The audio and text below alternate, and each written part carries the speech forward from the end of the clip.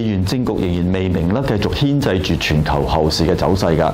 咁首先咧，滯脹風險咧，正係限制住央行嘅政策空間㗎。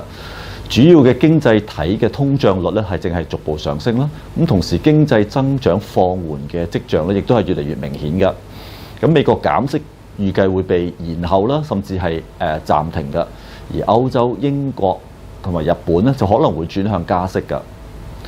咁美債長息方面咧，通脹風險一方面係支撐住息率嘅走勢，但係經濟嘅下行壓力咧就限制住上升嘅空間。咁意味着咧長息咧將會繼續喺區間之內上落㗎。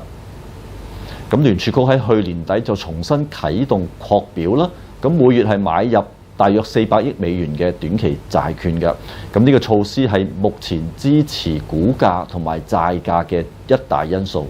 咁以至到喺地緣政局不穩定嘅消息困擾之下咧，美股標指喺4月份咧仍然係創出新高㗎。油價上升啦，政府要推出補貼嘅措施去穩定經濟，但係長遠咧就會大幅增加債務負擔啦，導致到財赤係擴大。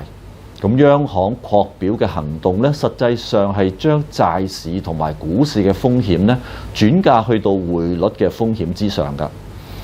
咁與此同時咧，中東嘅戰爭亦都加快咗多邊主義嘅冒起啦，去美元化嘅趨勢咧係進一步增強㗎。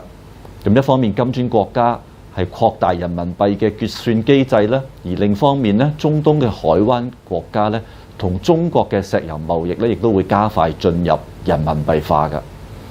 咁短期之內咧，假如戰爭嘅風險係再次上升嘅話咧，咁避險情緒自然會再次上升啦。由於金融市場大部分嘅高風險交易咧都係以借入美元作為資金㗎，咁所以當市場係短期出現避險嘅時候咧，資金變相咧就會被逼由股債匯商品市場係撤出，買入美元同埋係減低槓桿交易用嘅借款，咁間接咧係令到美元做好㗎。但係呢一種因為去槓桿而買入美元嘅舉動咧，只係暫時性嘅啫。長遠嚟講咧，美元嘅石油地位減弱啦，美國債務上升啦，聯儲局持續擴表啦，美元嘅儲備地位受到質疑等等嘅因素咧，係會壓抑美匯嘅表現㗎。人民幣、澳元同埋有大宗商品背景嘅貨幣咧，係會繼續跑贏美元同埋其他主要貨幣㗎。預期人民幣同埋澳元喺明年中之前咧，係會分別升到去接近6.70對1美元啦，同埋0.75美仙㗎。